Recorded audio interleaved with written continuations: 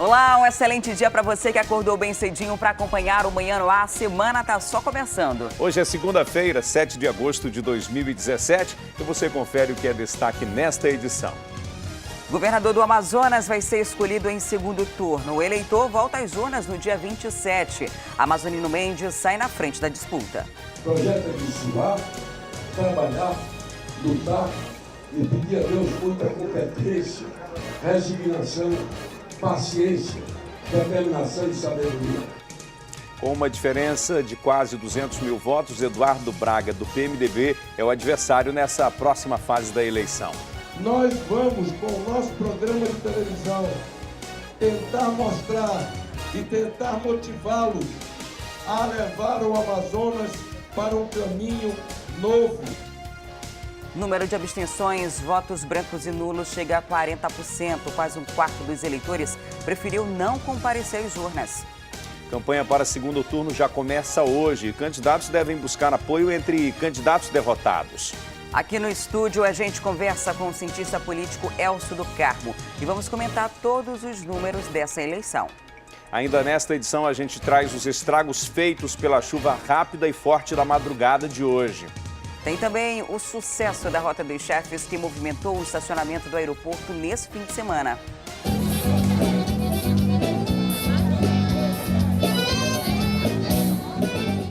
Isso e muito mais a partir de agora. Manhã no Ar, o seu dia começa aqui.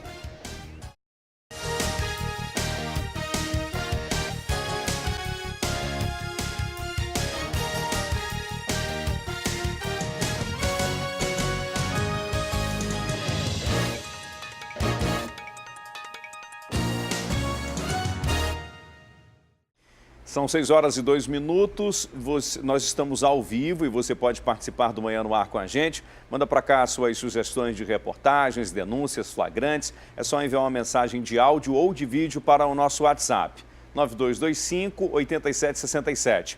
Entra também na nossa página no Facebook e interage com a gente por lá. E como já é de costume no dia do pleito, muitos eleitores acordaram bem cedinho no domingo para garantir o voto. Tinha gente que estava desde as 7 da manhã esperando a abertura dos portões das escolas aqui da capital. Nossa equipe de reportagem conversou com um casal que, mesmo tendo passado dos 90 anos de idade, fez questão de ir às urnas para escolher o novo governante do estado. A movimentação de eleitores começou cedo na frente dessa escola que fica no bairro da Aparecida, na zona sul da cidade. Essas duas senhoras estavam no portão antes das 7 da manhã. Por causa da fila. Por isso que eu gosto de vir cedo. Por causa dos afazeres da fila e está muito quente o tempo. Nessa outra escola, no centro de Manaus, Dona Maria Lúcia foi a primeira da fila. Toda essa disposição, segundo a aposentada, é para apoiar o candidato dela. É muito importante, né? Principalmente acreditar na pessoa que vai fazer alguma coisa por nós. Nessa fila encontramos seu Pedro e Dona Vitória. Eles são casados há 54 anos e sempre saem de casa juntos para a eleição, mesmo tendo que pegar 2 ônibus para poder conseguir votar. Só Deus te manda quando eu morrer. Quando eu for vivo, eu voto. Nós vamos transferir, que aqui fica muito longe para a gente vir devido ao transporte, né? 8 horas em ponto, os portões da Escola São Luís Gonzaga acabaram de abrir aqui no bairro São Raimundo e as pessoas estão entrando. Muita gente que precisa trabalhar ao longo do domingo veio logo cedo para votar. Aos 92 anos de idade, Paulo dos Anjos Feitosa caminha a passos curtos, mas com uma determinação firme. E ele não está sozinho. Dona Maria do Carmo tem 93 anos e faz questão de votar junto com o marido. Porque eu sou brasileira, sou amazonense e eu acho que é nossa obrigação. Mesmo não tendo mais a obrigação de votar, eles praticam o que ensinaram aos filhos e dão um exemplo de cidadania. Através do voto, eu posso escolher quem vai dirigir o nosso estado, quem vai dirigir o nosso município, etc. Então, eu entendendo assim, eu não posso deixar de votar. E ontem também foi o dia em que alguns jovens aqui do Amazonas votaram pela primeira vez. A nossa equipe acompanhou um adolescente de 17 anos que não é obrigado a votar, mas foi às urnas para escolher o futuro governador do nosso estado. O Wendrel, de 17 anos, quase não conseguiu dormir, tamanha era a ansiedade pelo primeiro voto. Estou um pouco nervoso, mas ao mesmo tempo um pouco confiante no que eu vou fazer. É a minha primeira vez e eu vou com toda a certeza do que eu tenho que fazer. Para a gente ver, sabe, fazer uma mudança no nosso estado. Ele nem seria obrigado a escolher um dos candidatos, mas acredita que o voto dele poderia fazer a diferença. Voto, aliás, muito bem estudado, com base no histórico de cada candidato. Desde quando a campanha começou, eu já comecei a estudar um pouco sobre os candidatos, a seguir os passos dele, um pouco da história deles que eles já fizeram. Eu quero muito que o meu voto ajude. É um voto, mas todo mundo sabe que um voto faz totalmente diferença em uma eleição. E isso ele aprendeu em casa, com a mãe e a avó, que já tem 68 anos e também não é mais obrigado a votar. Mesmo assim, faz questão de exercer a cidadania. Porque para ver se melhora mais as coisas, né? Se a gente menos, as pessoas conseguem um emprego, alguma coisa, né? Mas ninguém nunca acerta em quem vai votar, né? Tá difícil, né? Tá difícil. Tá difícil a situação. Arrumado, café tomado, é hora de pegar o novo documento e sair. Ele vota na Escola Municipal Paulo Pinto Neri, no Jorge Teixeira. E foi rápido. Ele ouviu esse barulhinho pela primeira vez e saiu feliz com a escolha. Wendrel, primeiro voto realizado com sucesso? Sim, eu já votei. Estou um pouco, assim, bastante feliz por ser meu primeiro voto, uma experiência muito grande. Fiz minha parte, eu tenho certeza do papel que eu exerci. Só que a gente tem que ter a consciência em quem votar, né? Estudar os candidatos e ter aquela consciência que realmente aquela pessoa será uma boa governanta do nosso estado e do país também. E nesse domingo, o Amazonas entrou para a história do país como sendo o primeiro estado a realizar eleições suplementares para o cargo de governador. Apesar dos curtos prazos, o pleito foi considerado tranquilo pela Justiça Eleitoral. Às 9 da manhã, os representantes do TRE fizeram a abertura dos trabalhos. A partir daí, as informações de ocorrências e dados sobre as eleições começaram a ser divulgadas. Entre as coletivas, o TRE anunciou durante a manhã 55 urnas com defeito, no interior e na capital. 17 precisaram ser substituídas. Também houve atraso para a votação em Atalaia do Norte. Lá começou 1 hora depois, por causa do transporte dos equipamentos.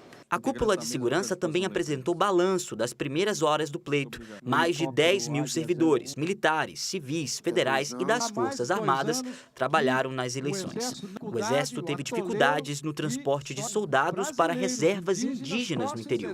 Tivemos que reconstruir, fazer manutenção de pontes, atolando viaturas, uma dificuldade muito grande. 4 pessoas foram detidas suspeitas de cometer crimes em locais de votação até o início da tarde. Nós temos questão de flagrante procedimentos, nós verificamos um em Manicoré, sobre crime de boca de urna, qual procedimento foi instaurado pela Polícia Civil, e outro em o Arini, né?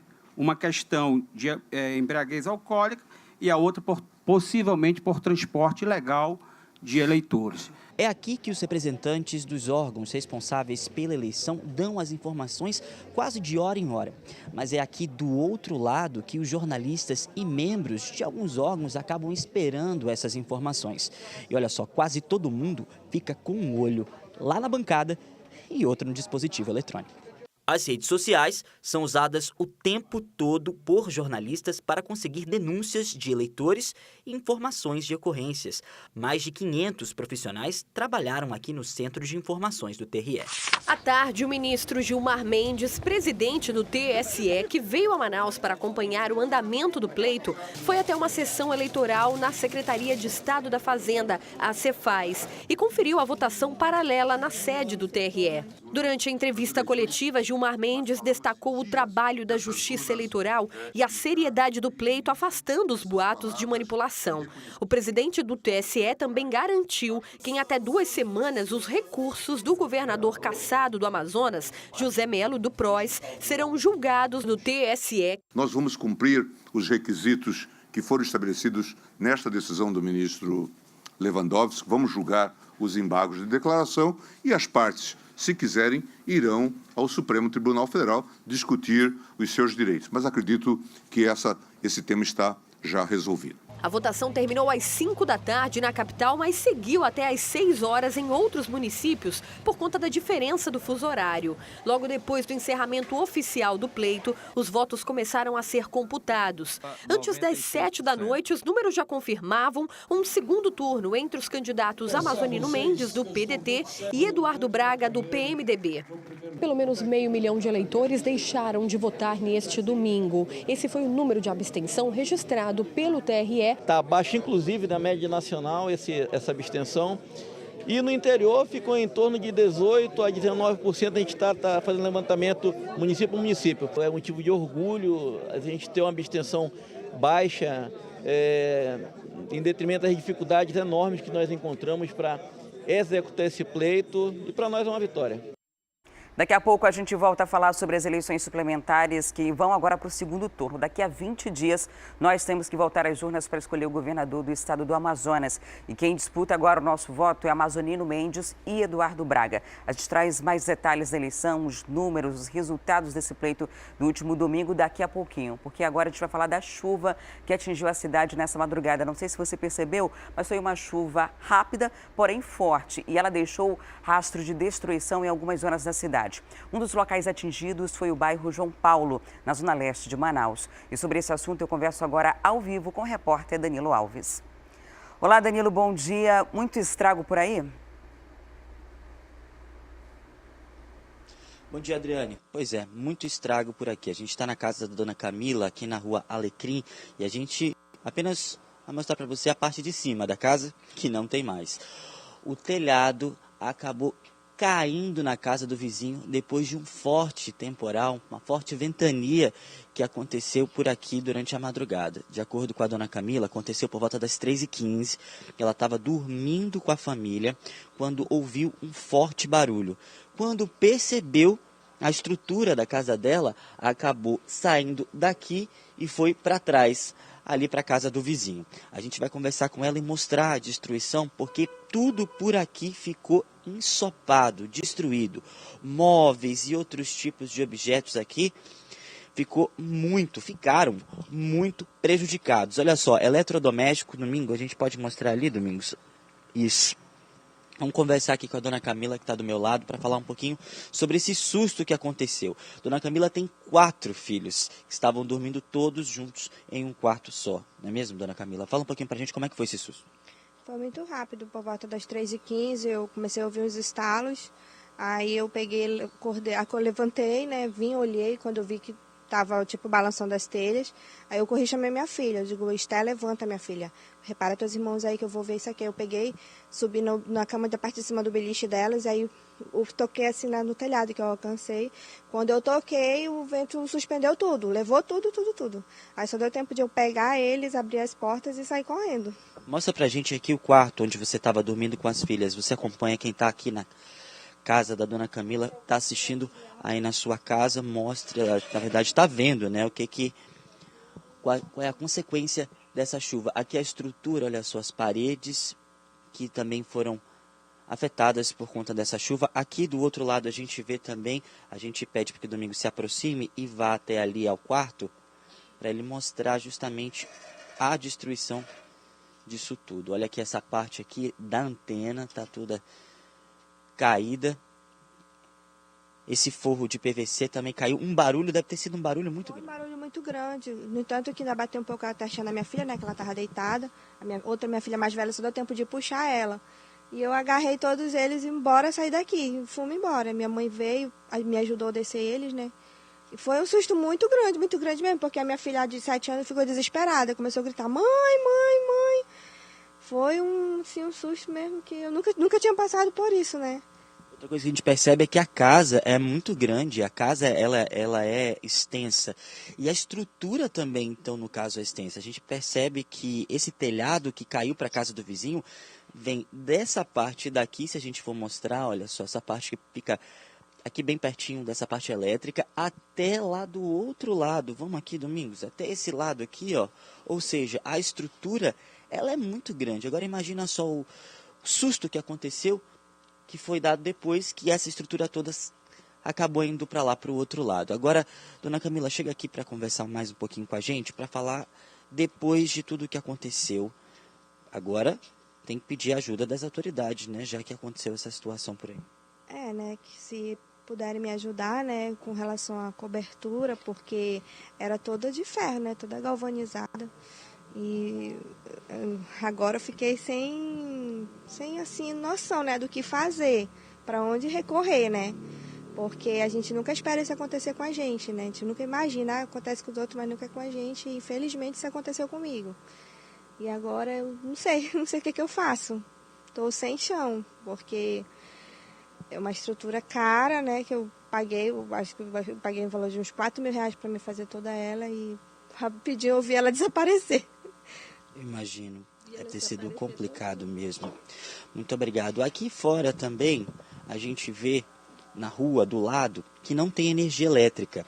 A parte toda da Rua Alecrim e também boa parte da Zona Leste, no momento que a gente estava vindo para cá, está sem energia. Aqui do lado funciona uma padaria, que também não está funcionando o serviço porque não tem energia.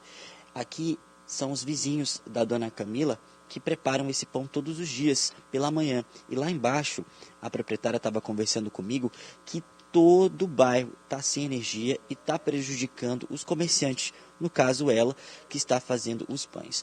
Mas não foi só aqui na Zona Leste que aconteceu isso não. Esse temporal, apesar de ter sido bem rápido, porque começou às 2h45 e terminou às 3h15, 3h30 da manhã em alguns pontos da cidade, acabou tendo muita destruição. Você vê uma foto agora da Avenida Noel Núteus, lá na zona norte de Manaus, próximo ao bairro Cidade Nova, uma árvore caída por lá, uma árvore tombou por causa dos fortes ventos que lá também aconteceram.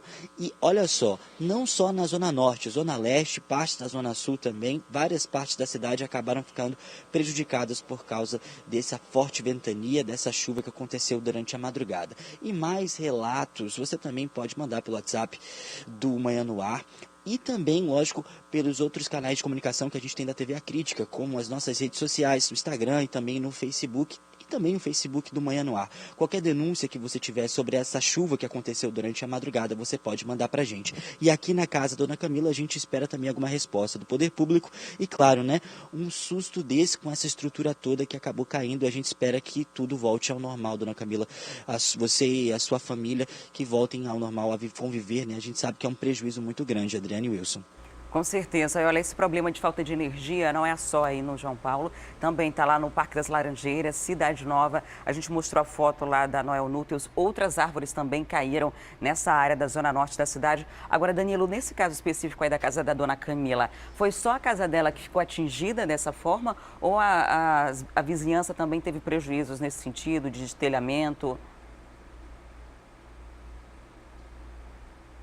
Então, a gente acabou de chegar, quando a gente chegou no bairro, a gente já viu a primeira casa, a casa da dona Camila. Ela, como ainda está de camisola, a gente deve ter dormido, né? Agora, a senhora viu alguma outra casa por aqui com o mesmo problema? Casas com problemas de estrutura por causa dessa forte ventania? Porque a gente chegou logo na primeira rua, que é a Rua Alecrim, uma das principais aqui do bairro João Paulo, já viu a casa dela. Então a gente não conseguiu saber se outras casas lá para trás do bairro acabaram também ficando prejudicadas. Aqui, pelo menos na rua, não teve mais nenhum. Só a minha mesmo. Só a minha. Pelo que eu já dei uma rondadinha, né? Porque a gente saiu para procurar ver se a gente achava a estrutura, a cobertura. E a gente deu uma olhada, não. Só a minha mesmo. Só a minha foi afetada. A senhora vê, né, como é que é a força da natureza. A casa dela ficou um pouquinho mais para cima, então provavelmente a zona ali, essa parte em que o vento estava batendo, foi com certeza mais forte do que os outros locais, as outras casas aqui do João Paulo. Mas a gente vai continuar rondando aqui a cidade de Manaus para justamente mostrar para você que está assistindo a gente o estrago que essa chuva acabou causando durante essa madrugada, nesse comecinho de semana, já causa prejuízo para a população amazonense. Wilson, Adriane. Muito obrigado, Danilo. Daqui a pouco a gente volta a falar sobre esse assunto. E a propósito da falta de energia elétrica, Adriane Diniz, é natural que em alguns pontos da cidade os semáforos não estejam funcionando. Daí a gente pede que o condutor redobre a atenção. Em alguns pontos também há obstrução na via por conta dessas árvores caídas, em alguns locais, estruturas. E é muito comum nesse mês de agosto nós termos essas chuvas, né, seguidas de ventos fortes, né? Então é importante que as pessoas se preparem para esse momento aqui em Manaus. E agora a gente volta a falar de eleição. E diferente das últimas eleições, ontem não se viu muitos santinhos jogados próximos ou na frente dos locais de votação aqui na capital. A sujeira quase não ocorreu e em alguns locais a situação até causou surpresa. O Colégio Quarentão, na Compensa, zona oeste da cidade, amanheceu nesse domingo assim, limpo. Mesmo sendo um dos maiores colégios eleitorais da capital, a falta de santinhos de candidatos jogados nas ruas surpreendeu. Porque antes era muita sujeira, né? A prática de espalhar santinhos perto dos locais de votação é crime ambiental sujeito a multa. Mas nessa eleição suplementar não foram vistos muitos casos.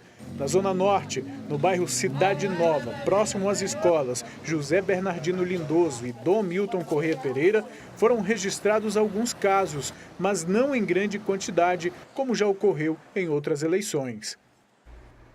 E autoridades de segurança pública definiram o primeiro turno das eleições como tranquilo em relação às ocorrências policiais.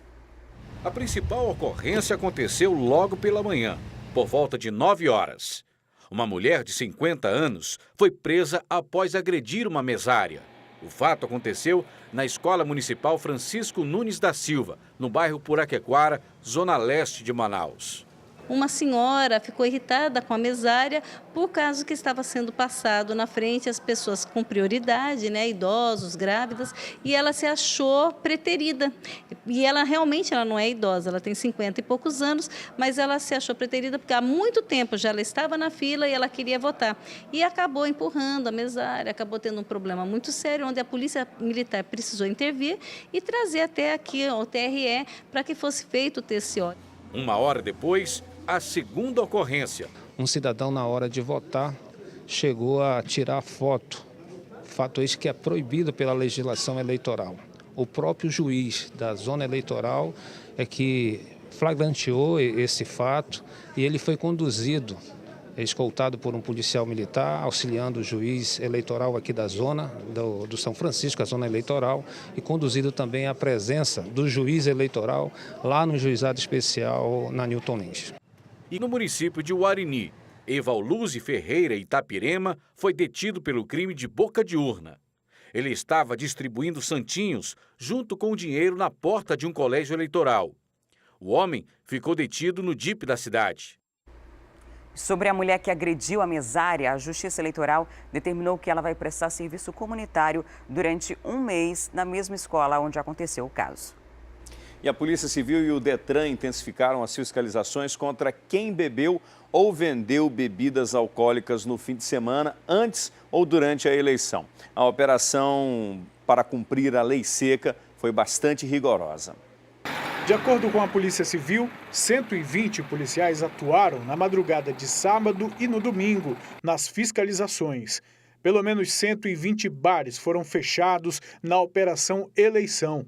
A portaria expedida pelo TRE proibiu a venda e o consumo de bebida alcoólica de 2 horas da manhã até as 18 horas do dia da votação. Até 1 da tarde desse domingo, várias motos foram apreendidas e pelo menos 12 carros também, inclusive alguns com motoristas embriagados. O Detran intensificou a fiscalização no fim da noite de sexta e na madrugada de sábado aumentou as equipes. No domingo, distribuiu pelo menos 6 equipes pela cidade. Essa lei seca de hoje ela é diferente da lei seca que fazemos todos os dias na cidade. Então, as pessoas que forem flagradas dirigindo alcoolizadas, elas irão responder, fora o processo administrativo no Detran, também irão responder a um crime federal. Apesar da retenção no trânsito, os motoristas concordaram com a abordagem dos fiscais. Uma coisa boa, né? Pois existe muito acidente aí de gente bebida no trânsito aí, isso é muito bagunçado. Um dia de fiscalização boa, não só hoje, como todos os dias seria muito bom, né? Até mesmo para a segurança. E agora a gente vai até o interior do estado, vamos ao município de Manacapuru. Por lá as eleições transcorreram de forma tranquila. Apenas um caso de suspeita de compra de votos foi registrado. Durante todo o dia, pouca movimentação nos locais de votação. Nas ruas, não parecia que este domingo era um dia histórico para o Estado. Mas se a eleição fora de hora parecia desinteressante para alguns, teve gente que fez questão de exercer o direito ao voto. Participação importantíssima, né? Sendo que será um mandato de pouco tempo, mas sem dúvida o eleitor tem que ter consciência do que é bom e o melhor para o nosso Estado, né? E é isso aí, nós temos que votar consciente. Das 210 sessões eleitorais de Manacapuru, apenas 2 apresentaram problemas e precisaram ser trocadas. Problema mesmo só do lado de fora de alguns locais de votação, onde santinhos amanheceram espalhados pelas ruas. Mas nada que fugisse da normalidade. A Justiça Eleitoral definiu esse pleito como tranquilo. Aqui em Manacapuru foi registrado somente a prisão de um homem pela Polícia Federal suspeito de compras de voto. A tranquilidade do pleito se deve ao grande número de abstenção aqui no município.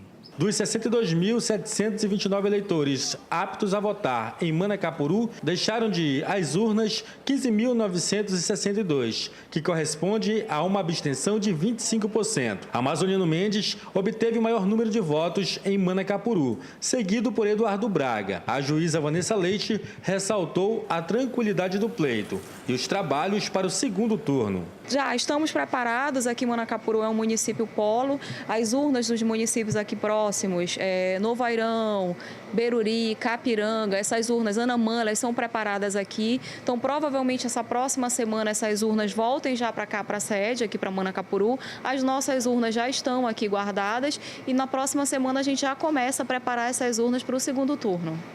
Vamos agora falar de Parintins, que é o segundo maior colégio eleitoral do Amazonas, com mais de 64 mil eleitores. A eleição lá aconteceu também de forma tranquila, mas com um número alto de abstenção. Em Parintins, a votação aconteceu em 165 sessões na zona urbana e 56 na área rural. Neste local de votação, no centro da cidade, o autônomo Ananias trouxe a filha de apenas 2 anos para o acompanhar no momento de exercer a cidadania. Temos que dar o exemplo, né? Caso eu como pai, trago ela já para começar a sentir o gosto, né? De como funciona, né? A eleição na Ilha Tupinabarana aconteceu de forma tranquila, com poucos incidentes. Na Escola Estadual Brandão de Amorim, 2 urnas que apresentaram problemas foram substituídas. A fiscalização contou com o apoio do Ministério Público e das polícias militar e federal. Não tivemos incidentes maiores de forma alguma. Não foi necessário, por exemplo, prender qualquer pessoa. Nós não tivemos que usar da força desnecessária, não precisamos disso. E saliento muito a presença da Polícia Militar também, que muito ajudou na operação deles de fecha-bar no dia anterior, né? Que isso ajudou com certeza todo o transcurso das eleições. Logo após o encerramento do pleito, às 5 horas da tarde, começaram a chegar no cartório da 4ª Zona Eleitoral mesários com a mídia o resultado das sessões. Raifran foi o primeiro. Da minha sessão eram 271 eleitores, apenas 60 não compareceram e os outros voltaram, e tudo correu na maior tranquilidade. Aqui em Parintins, o candidato Amazonino Mendes, do PDT, obteve 50,8% dos votos válidos. Em segundo lugar, ficou o candidato Eduardo Braga, do PMDB, com 26%. Em terceiro lugar, a candidata Rebeca Garcia, do PP, com 14%. E no quarto lugar, José Ricardo, do PT, com 7%. Mas um dado que chamou bastante atenção foi o número de abstenção, 31,7% no total. 18.458 parintinenses deixaram de votar neste pleito. A abstenção é simplesmente não ir. E nós temos os votos brancos e nulos. Esses 3 tipos de posição do eleitor passa sim uma mensagem. Cabe agora aos candidatos e atuais partidos existentes entenderem ou não. Se não entenderem, talvez corram o risco de perder o bonde da história, né?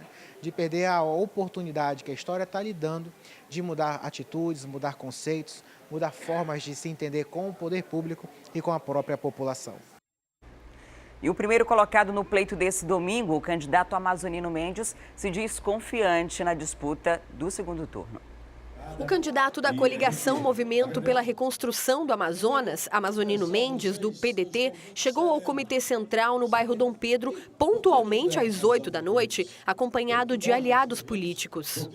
Amazonino agradeceu à população amazonense e afirmou estar preparado para o segundo turno e sereno diante do resultado. O projeto é de suar, trabalhar, lutar e pedir a Deus muita competência, resignação, paciência, determinação e sabedoria. É só isso. E vamos para frente. Sobre possíveis alianças para o segundo turno, mais precisamente com a terceira colocada no pleito, Rebeca Garcia, Amazonino Mendes diz que não pretende buscar esse tipo de apoio. Eu ir procurar para fazer conluio com o chave político, eu acho que não é muito correto, não se casa muito com o que a gente tem dentro da gente, do nosso espírito, da nossa cabeça. E respeito muito essa senhora. E a repórter Carol Queiroz, que esteve no TRE e depois seguiu para a sede central do comitê do candidato Amazonino Mendes, mostrou um pouco dos bastidores do trabalho da equipe dela na cobertura dessa eleição suplementar. Esse conteúdo você só acompanha na extensão do Manhã no Ar para o aplicativo A Crítica Play. E o candidato do PMDB, Eduardo Braga, também vai para a disputa no segundo turno. Na sede do PR, ele agradeceu o resultado da votação. Por volta das 7h30 da noite, Eduardo Braga foi recebido com festa na sede do PR, partido do vice Marcelo Ramos. O candidato do PMDB foi o segundo colocado no primeiro turno da eleição suplementar, com pelo menos 25% dos votos válidos. Ele agradeceu o resultado e prometeu uma campanha mais incisiva neste segundo turno. Para aqueles que não compareceram às urnas, que não conseguiram votar ou que votaram nulo e branco, nós vamos, com o nosso programa de televisão, tentar mostrar e tentar motivá-los a levar o Amazonas para um caminho novo. Braga também falou de alianças e espera contar com o apoio dos outros candidatos que concorreram ao pleito para vencer a eleição. Vamos buscar o diálogo com todos, mas o que nós vamos buscar, acima de tudo, é o eleitor. Porque é com o eleitor e é com o povo que nós haveremos de construir uma grande vitória no segundo turno. A repórter Nayandra Amorim, que acompanhou o candidato Eduardo Braga, também contou um pouco para a gente de como foi esse dia intenso de cobertura da primeira eleição suplementar do país na escolha de um novo governador. E tudo isso você só acompanha na continuação do programa para a internet no aplicativo A Crítica Play. E o Jornal A Crítica de hoje destaca duelo histórico, batalha entre ex-governadores. Pela primeira vez, Amazonino e Eduardo se enfrentam numa eleição de segundo turno. Essa e outras reportagens completas podem ser conferidas no seu celular ou tablet. É só baixar gratuitamente o aplicativo A Crítica Digital. Cadastrando-se, você ganha 1 mês de assinatura grátis. O aplicativo já está disponível para os sistemas Android e iOS. E agora chegou o momento da gente saber como está o trânsito. Vamos aqui com nossas imagens feitas pelo drone, que está na zona leste da cidade. Essa é a bola do Armando Mendes e o trânsito está bem intenso do lado esquerdo do seu vídeo. A gente mostra agora a chegada a esse ponto da zona leste da cidade, um trânsito bastante intenso, mas sem nenhum grande problema, sem nenhum acidente ou com pane mecânica em algum veículo que complique. É mais o fluxo mesmo de veículos nesse horário que acaba causando uma lentidão na chegada da rotatória. No sentido oposto, o trânsito flui com tranquilidade. Esse trânsito aqui é para quem está seguindo nesse momento para o Distrito Industrial, está seguindo aí pela Avenida Altais Mirim, mais conhecida como Grande Circular. No sentido contrário, né, para quem está indo ali para a bola do São José, não há dificuldades e não há problemas. Né? Há aqui uma retenção porque tem uma faixa de pedestres, né? Mas tudo tranquilo, nada que dificulte, né? Tanto a vida do condutor que está passando aí por essa via na manhã desta segunda-feira. E depois do intervalo comercial, a gente vai continuar falando sobre eleição e você vai conhecer os números gerais do pleito, as abstenções, votos nulos e brancos que chegaram a 40%. Número muito alto. Nós vamos conversar com o cientista político Elcio do Carmo, que vai analisar esses números do primeiro turno e a influência deles no segundo turno. É um instante só, não saia daí.